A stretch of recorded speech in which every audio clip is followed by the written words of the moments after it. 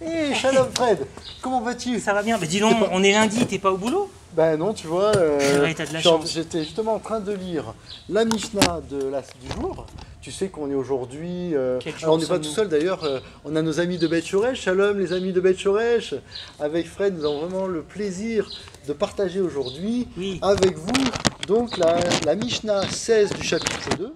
Oui. Hein, donc tu sais qu'on est aujourd'hui le 34e jour du Homer.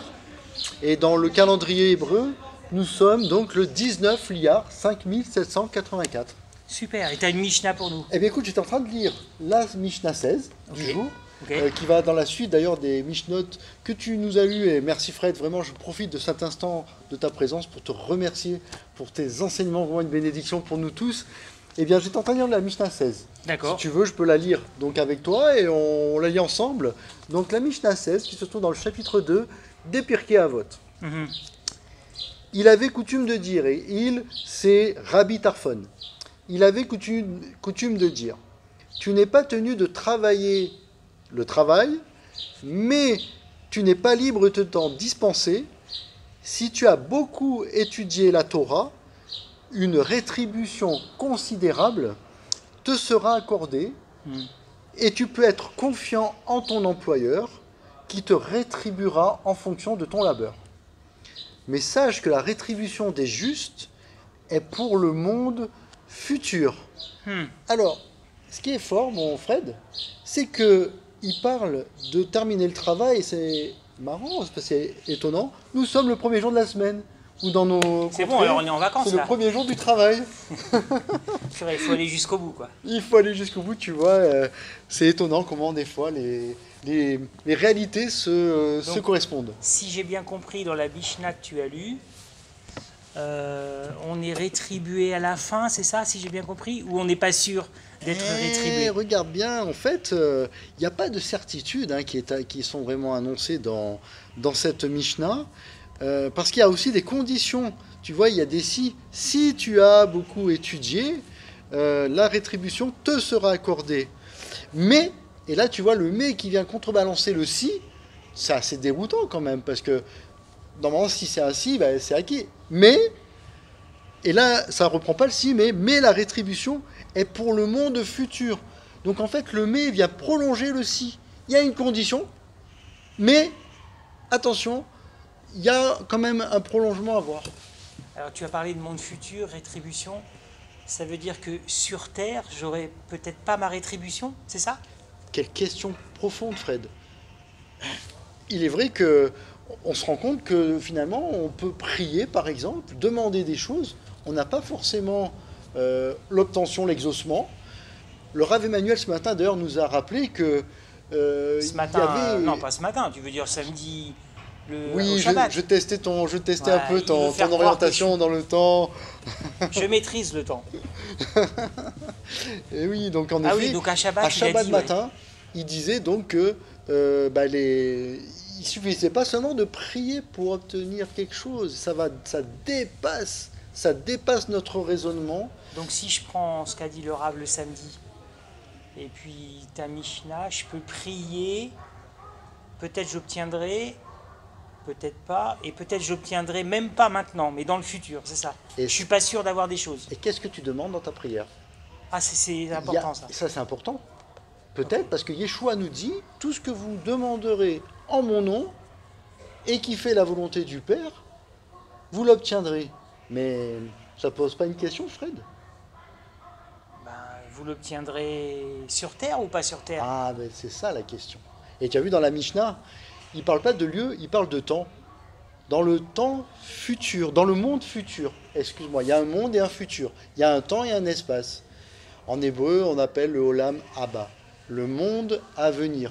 Yeshua a beaucoup parlé du monde à venir, le royaume des cieux, qui d'ailleurs dans l'hébreu se dit Malchut Hashamaim. Et c'est des développements futurs dans un monde, temps et dans un espace à venir. Ok, donc dans ma vie courante, là, dans mon cheminement, je dois donc accepter que peut-être j'aurai certaines récompenses qui ne viendront pas maintenant. Même si je suis super juste, je suis la Torah, je chemine, peut-être j'aurai pas de récompense. C'est ça que tu veux dire? Eh bien, écoute, c'est que, en effet, est-ce que, juste aux yeux de qui, la question se pose, le Rav Emmanuel nous enseigne souvent de nous examiner au regard de l'Éternel, selon son regard, et non pas avec nos propres yeux. Il nous l'a encore rappelé à Shabbat matin, il y a une référence. Il y a une référence qui nous permet de saisir comment on peut s'examiner, quelles sont les choses à travailler dans ce temps de l'Omer. Ça a tellement du sens. Rabbi a parlé Shabbat matin des midot, qui sont les caractères, les attributs que l'on doit travailler pour ressembler à ce que Hachem veut. Et le Rav Emmanuel nous a enseigné encore récemment sur le modèle, et le modèle aux yeux de Hachem. Et Yeshua nous dit-il pas, soyez saints comme votre Père qui est dans les cieux est saint. Mais ça veut dire, est-ce que la rétribution, à quel niveau elle se situe? Aux yeux de l'Éternel, quand va-t-on le recevoir maintenant ou dans le monde futur? Parce que tu sais comment pensent les gens. Hmm. Ah ouais, lui, il a une belle voiture, un bon travail, il va à l'église, ou il va à la synagogue, ou il va à la mosquée, ou je sais pas où. Il doit être proche de Dieu. On juge beaucoup comme ça, non? Exactement. Et je crois qu'on doit se poser une question. Quelle est la différence entre un bienfait et une bénédiction? Ton histoire, ça me rappelle Job aussi. Tu sais, quand il avait plein de problèmes, ses amis lui disaient « Ah, tu dois avoir un problème avec Dieu. » T'as un problème. Alors qu'en réalité, ça rejoint ça, en fait. Ça rejoint ça.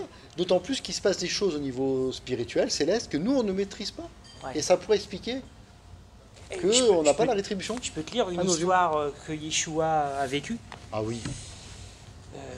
T'as de la chance, hein, que j'adore la tour de Siloé. Et ça m'a fait penser à ça. Ah, C'est tiens, en Luc m'intéresse. chapitre Ça fait longtemps 13. que je l'ai plus lu, ce passage. Il y a Yeshua qui marche. Et puis on parle des Galiléens que Pilate a fait massacrer. Et au verset 2, Yeshua dit à ses disciples, « Pensez-vous que ces Galiléens aient été de plus grands pécheurs que tous les autres Galiléens pour avoir subi un tel sort? Non, je vous le dis. » Puis il dit la même chose pour une tour qui est tombée à Siloé sur, Ouais. je crois, 18 personnes. Et il leur dit, vous croyez que ces 18 personnes qui ont été écrasées l'ont été parce qu'elles ont plus péché que les autres? Donc en fait, ça rejoint ta Mishnah. Au 1er siècle, les amis de Jésus pensaient que si tu as un problème, c'est que tu as péché. C'est que tu as péché. Si tu es proche de Dieu, ta vie va le montrer. Et C'est si, faux, ça, si en tu es fait. proche de Dieu, tu vas avoir tout ce qui réussit dans la vie. Oui, Mais en réalité, Fred, c'est pas le vrai. craignant l'Éternel va avoir une vie toute pleine, toute Bah, remplie de pas tout forcément, va bien? hein. Ouais. On a- Donc c'est pas un critère, la réussite, la réussite n'est pas un critère pour voir si on est proche de Dieu. pour voir si Ça on est peut aider, proche de mais Dieu. c'est pas un critère non plus. C'est pas un critère. Si on se repose encore dans le regard de l'Éternel, Mais alors, on dit dans le psaume, tu vois, il est dit dans le psaume, Ouais. qu'il ouvre sa main avec bienveillance, avec bonté, et tout être est rassasié. Il n'y a pas dit, sauf, tu vois. Et c'est vrai que si on regardait d'un point de vue humain autour de nous, beaucoup ont des choses qui réussissent, beaucoup ont à manger. Mais si après on regardait avec un prisme spirituel, voire religieux, eh bien, on pourrait dire, pourtant, cette personne-là, elle est loin de, comme dit des fois dans le monde des croyants, elle est loin du Seigneur, ou elle est loin de... ok, tu vois donc dans mon cheminement, là, quand on va approcher de Shavuot, quand on sera au pied du Sinaï, dans combien maintenant? C'est 16 jours à peu près, hein? 16 jours, Ouais. hein, puisqu'on est au 19, on est au... Attention les maths, on est au combien? Ah, tu- 36, bon ah, bref, les additions. 14 ou quelque chose comme ça. À vous de voir. Ah, On va arriver au pied du Sinaï.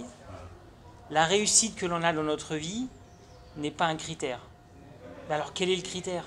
Comment je peux savoir à Shavuot si ma relation avec Dieu, je crois qu'il en a parlé à Shabbat d'ailleurs, si ma réussite sur terre ne veut rien dire, ma réussite ou mes malheurs ne sont pas un critère réel, quel est le critère pour savoir si je suis bien avec Dieu alors? c'est une profonde question et cette Mishnah nous fait réfléchir, nous fait vraiment réfléchir là-dessus. Je ne crois pas qu'on puisse avoir vraiment une réponse, D'accord. puisqu'aujourd'hui, notre objet finalement, c'est de se questionner Oui. et de cheminer en se disant, oui, on n'a pas forcément toujours tout compris.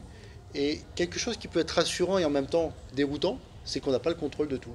Tu penses qu'on peut demander aux amis dans les commentaires de nous donner leur avis sur un éventuel critère.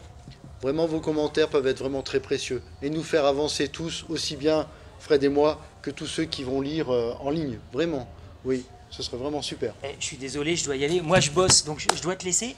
Fred, merci pour ce moment. C'était un plaisir. Partagé. Et puis, j'espère que vous avez apprécié. Moi, je dois aller au boulot, donc bon boulot pour ceux qui bossent. Et puis, Alain, bientôt là-bas. bonne méditation. Ciao. Ciao. Shalom, shalom.